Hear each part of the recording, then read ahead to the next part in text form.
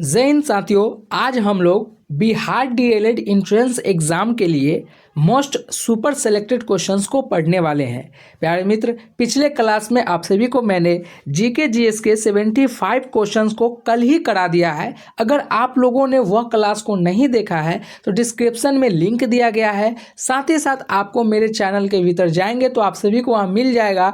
आप सभी वहाँ से भी विजिट करके देख सकते हैं, क्योंकि मैंने आप सभी से एक प्रॉमिस किया था कि जितने भी क्लास आप सभी को मैं कराऊंगा, जितने भी प्रश्न आप सभी को मैं कराऊंगा, वह सभी के सभी सुपर सेलेक्टेड क्वेश्चंस होंगे। अगर वह करके आप लोग जाते हैं तो यकीन मानिए आपके एग्जाम में बेहतर परफॉर्मेंस होंगे।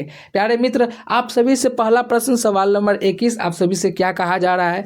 पहला प्रश्न सवाल नंबर 21 आप सभी से क्या कहा जा रहा है कि भारतीय संविधान ने एकल नागरिकता और सरकार की संसदीय प्रणाली की विशेषता किस देश के संविधान से ली है। ऑप्शन ए कह रहा है यूनाइटेड किंगडम से ली गई है।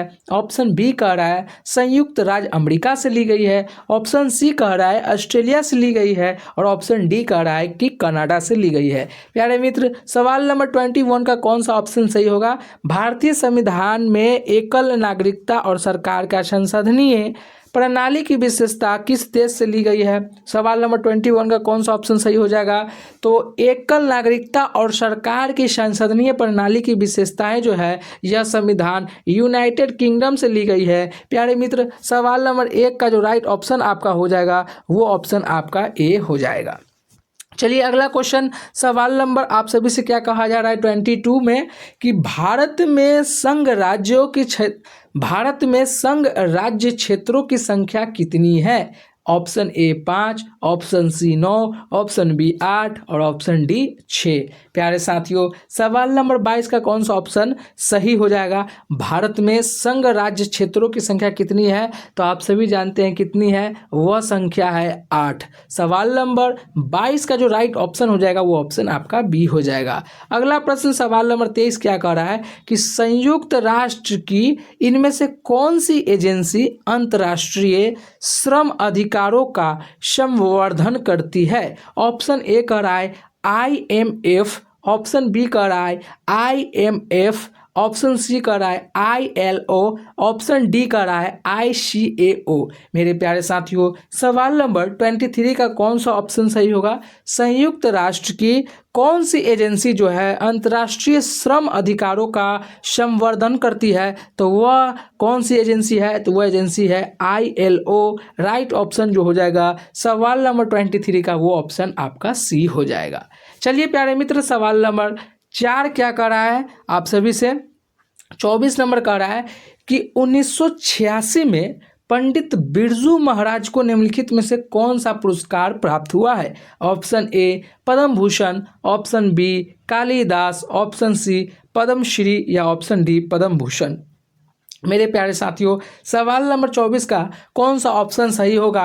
पंडित बिरजू महाराज को कौन सा पुरस्कार से नवाजा गया था, तो 1986 में पंडित बिरजू महाराज को जो है पद्म भूषण से नवाजा गया था। तो राइट ऑप्शन जो हो जाएगा प्यारे मित्र सवाल नंबर 24 का वो हो जाएगा आपका डी। नेक्स्ट क्वेश्चन सवाल नंबर 25 आप सभी से क्या कहा जा रहा है कि अनुच्छेद 352 के तहत पहली बार राष्ट्रीय आपातकाल कब घोषित किया गया था। ऑप्शन ए कह रहा है कि 1962 से लेकर 1968 के बीच में जो है पहली बार आपातकाल घोषित किया गया था। ऑप्शन बी जो है 1961 से लेकर 1967 के बीच में किया गया था। ऑप्शन सी कह रहा है कि 1961 से लेकर 1965 के बीच में किया गया है। और ऑप्शन डी कह रहा है 1963 से लेकर 1969 के बीच में किया गया है। प्यारे मित्र, सवाल नंबर 25 का कौन सा ऑप्शन सही होगा। सर्वप्रथम आपातकाल कब घोषित किया गया था, तो आप सभी जानते हैं 1962 से लेकर 1968 के बीच में जो है पहली बार राष्ट्रीय आपातकाल घोषित किया गया था। सवाल नंबर 25 का राइट जो ऑप्शन हो जाएगा प्यारे मित्र वो हो जाएगा आपका ए। नेक्स्ट क्वेश्चन की ओर चलते हैं। अगला क्वेश्चन सवाल नंबर 26 आप सभी से क्या कहा जा रहा है। तो सवाल नंबर 26 में कि भारतीय न्यायिक प्रणाली किस पर आधारित है। ऑप्शन ए कह रहा है बहु न्यायालयीय प्रणाली, ऑप्शन बी कह रहा है द्वैध न्यायालयीय प्रणाली, ऑप्शन सी कह रहा है एकल एकीकृत प्रणाली, ऑप्शन डी कह रहा है एकीकृत और द्वैध प्रणाली दोनों। प्यारे साथियों, सवाल नंबर 26 का कौन सा ऑप्शन सही होगा? भारतीय न्यायिक प्रणाली जो है एकल एकीकृत प्रणाली पर जो है आधारित है। तो राइट ऑप्शन जो आपका हो जाएगा प्यारे साथियों सवाल नंबर 26 का वो ऑप्शन सी हो जाएगा। नेक्स्ट क्वेश्चन सवाल नंबर 27 आप सभी से क्या कहा जा रहा है कि निम्नलिखित में से किस मामले में सर्वोच्च न्यायालय ने पाया कि केंद्रीय जांच ब्यूरो में एक पिंजरे का तोता है? ऑप्शन ए कह रहा है रेल बोर्ड रिश्वत मामले में, ऑप्शन बी कह रहा है विनीत नारायण बनाम भारत संघ में, ऑप्शन सी कह रहा है 2G स्पेक्ट्रम घोटाला मामला में, ऑप्शन डी कह रहा है कोयला गेट घोटाला मामला में। प्यारे साथियों, सवाल नंबर 27 का कौन सा ऑप्शन सही होगा कि जांच ब्यूरो में पिंजरे का तोता किसे कहा गया है? तो आप सभी जानते हैं किसे कहा गया है, रेल बोर्ड रिश्वत मामला में। सवाल नंबर 27 का जो राइट ऑप्शन हो जाएगा वो ऑप्शन आपका ए हो जाएगा। चलिए नंबर 28 में आप सभी से क्या कहा जा रहा है कि संविधान का निम्नलिखित में से कौन सा अनुच्छेद किसी भी जाति के उम्मीदवार को सार्वजनिक रोजगार के किसी भी अवसर के लिए आवेदन करने का अधिकार देती है? अनुच्छेद 17 खंड 2 में, अनुच्छेद 15 खंड 2 में, अनुच्छेद 16 खंड 2 में या अनुच्छेद 18 खंड 2 में। प्यारे साथियों, कौन से अनुच्छेद जो है जाति के उम्मीदवार को सार्वजनिक रोजगार के अवसर के लिए आवेदन का अधिकार दिया जाता है? तो वो है अनुच्छेद जो है आपका 15 खंड 2 में। मेरे प्यारे साथियों, सवाल नंबर 28 का राइट ऑप्शन जो हो जाएगा वो ऑप्शन आपका बी हो जाएगा। नेक्स्ट क्वेश्चन की ओर चलते हैं। सवाल नंबर 29 आप सभी से क्या कहा जा रहा है कि किस वस्तु को जीएसटी से छूट प्राप्त है? ऑप्शन ए कह रहा है मानव उपभोग के लिए शराब, ऑप्शन बी कह रहा है वेंटिलेटर के लिए, ऑप्शन सी कह रहा है हैंड सैनिटाइजर के लिए और ऑप्शन डी कह रहा है पेन के लिए। प्यारे साथियों, कौन से वस्तु जीएसटी से छूट प्राप्त है आप सभी को बताना है। तो आप सभी को मालूम है कि मानव उपभोग के लिए जो शराब जो है ना उसमें जीएसटी नहीं लगती है, वो जीएसटी से छूटा है। तो सवाल नंबर 29 का जो राइट ऑप्शन हो जाएगा वो ऑप्शन आपका ए हो जाएगा। अगला क्वेश्चन सवाल नंबर आप सभी से 31 आप सभी से क्या कहा जा रहा है? 31 में आप सभी से कहा जा रहा है कि निम्नलिखित में से किस भाषा में अमिगवर्ष ने कविराज मार्ग की रचना की थी? ऑप्शन ए कहा जा रहा है कन्नड़, ऑप्शन बी कह रहा है तेलुगु, ऑप्शन सी कह रहा है संस्कृत और ऑप्शन डी कह रहा है तमिल। मेरे प्यारे साथियों, अमिगवर्ष जो है कविराज मार्ग की रचना कौन से भाषा में की गई है आप सभी को बताना है। कौन से भाषा में की गई है? तो वो भाषा है कन्नड़। राइट ऑप्शन हो जाएगा मेरे प्यारे मित्र सवाल नंबर 30 का वो हो जाएगा ए। नेक्स्ट क्वेश्चन सवाल नंबर 31 आप सभी से क्या कहा जा रहा है कि विश्व की किस समुद्री क्षेत्र में लंबी चालिसा पवनें प्रभावित होती है? ऑप्शन ए उत्तरी सागर, ऑप्शन बी हिंद सागर, ऑप्शन सी कैबिनिया सागर, ऑप्शन डी कोरल सागर। मेरे प्यारे साथियों, सवाल नंबर 31 का कौन सा ऑप्शन सही होगा? समुद्री क्षेत्र में लंबी चालिसा पवनें प्रभावित कौन से सागर में होती है? तो वह होती है हिंद महासागर में। राइट ऑप्शन जो आपका हो जाएगा वो ऑप्शन आपका बी हो जाएगा। नेक्स्ट क्वेश्चन सवाल नंबर 32 आप सभी से क्या कहा जा रहा है? 32 में कहा जा रहा है कि किस स्थान को फीना विश्व चैंपियनशिप 2022 की मेजबानी करने के लिए चुना गया था? ऑप्शन ए कह रहा है Abu Dhabi, option C B कह रहा है ऑस्ट्रेलिया, ऑप्शन सी कह रहा है चीन और ऑप्शन डी कहा जा रहा है हंगरी। मेरे प्यारे मित्र, सवाल नंबर 32 का कौन सा ऑप्शन सही होगा? कौन से खेल के लिए फीना विश्व चैंपियनशिप के लिए मेजबानी कहाँ पर हुई थी? तो आप सभी को पता होगा मेलबर्न के ऑस्ट्रेलिया में हुआ था। सवाल नंबर 32 का राइट ऑप्शन आपका बी हो जाएगा। नेक्स्ट क्वेश्चन प्यारे मित्र सवाल नंबर 33 आप सभी से क्या कहा जा रहा है कि निम्नलिखित में से कौन सी भारतीय संविधान की मुख्य विशेषताएं नहीं है? ऑप्शन ए कह रहा है लिखित संविधान और संविधान की सर्वोच्चता, ऑप्शन बी कह रहा है कि मौलिक अधिकार, ऑप्शन सी कह रहा है सरकार का अध्यक्षतात्मक रूप, ऑप्शन डी कह रहा है नीति निर्देशक सिद्धांत।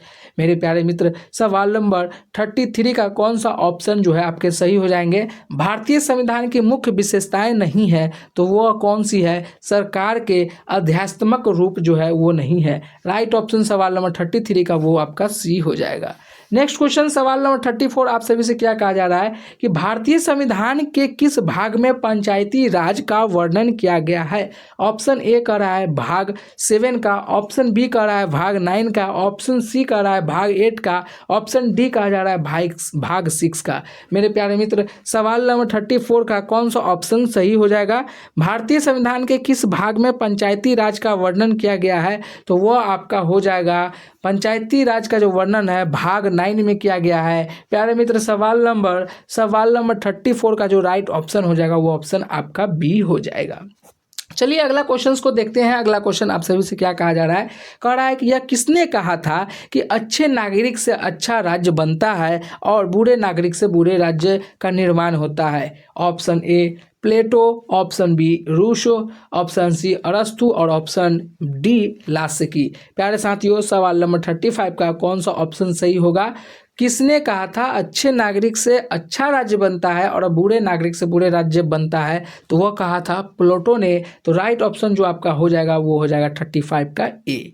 नेक्स्ट क्वेश्चन सवाल नंबर 36 आप सभी से क्या कहा जा रहा है कि भारतीय संविधान के किस भाग में मूल अधिकारों का वर्णन हुआ है। ऑप्शन ए में कह रहा है भागवा 5 में, ऑप्शन बी कह रहा है भाग 3 में, ऑप्शन सी कह रहा है भाग 6 में और ऑप्शन डी कह रहा है भाग 4 में। प्यारे साथियों सवाल नंबर 36 का कौन सा ऑप्शन सही हो जाएगा। तो संविधान के भाग मूल अधिकारों का जो वर्णन है वो भाग 3 में है। राइट ऑप्शन जो आपका हो जाएगा वो आपका बी हो जाएगा। नेक्स्ट क्वेश्चन सवाल नंबर 37 आप सभी से क्या कहा जा रहा है कि अंग्रेजों द्वारा बिहार में पहली फैक्ट्री जो है कब स्थापित की गई थी। सन 1632 में, सन 1647 में, सन 1651 में या सन 1774 में। प्यारे साथियों कब अंग्रेजों द्वारा बिहार में पहली फैक्ट्री स्थापित की गई थी, तो सन 1632 में सर्वप्रथम जो है फैक्ट्री लगाई गई थी। तो राइट ऑप्शन सवाल नंबर 37 का वो ऑप्शन आपका ए हो जाएगा। नेक्स्ट क्वेश्चन बिहार में घाघरा नदी गंगा में कहाँ आकर मिलती है। ऑप्शन ए कह रहा है पटना के निकट, ऑप्शन बी कह रहा है सारण के निकट, ऑप्शन सी कह रहा है छपरा के निकट और ऑप्शन डी कह रहा है मुंगेर के निकट। काफ़ी फेमस प्रश्न है और आप सभी जानते हैं कि बिहार में घाघरा नदी जो है गंगा में कहाँ मिलती है, तो वह मिल जाती है आपके छपरा में, छपरा जिला में आकर जो है वो मिल जाती है। राइट ऑप्शन जो आपका ऑप्शन सी हो जाएगा सवाल नंबर 38 का। नेक्स्ट क्वेश्चन और सेकेंड लास्ट क्वेश्चन हम लोग करने वाले हैं कि पहली बार किस वित्तीय वर्ष के लिए बिहार आर्थिक सर्वेक्षण प्रकाशित किया गया था। 2006 से 2007 के लिए, 2005 से लेकर 2006 के लिए, 2008 से 2009 के लिए और 2010 से लेकर 2011 के बीच में। तो प्यारे मित्र आप सभी को पता है कि पहली बार जो है वित्तीय वर्ष का बिहार आर्थिक सर्वेक्षण जो प्रकाशित हुआ था वो 2006 से 2007 के बीच में हुआ था। राइट ऑप्शन आपका हो जाएगा सवाल नंबर 39 का वो हो जाएगा ए। नेक्स्ट क्वेश्चन सवाल नंबर 40 वो क्या कह रहा है कि रामविलास पासवान को मरणोपरांत 2021 में पद्म भूषण से सम्मानित किया गया था।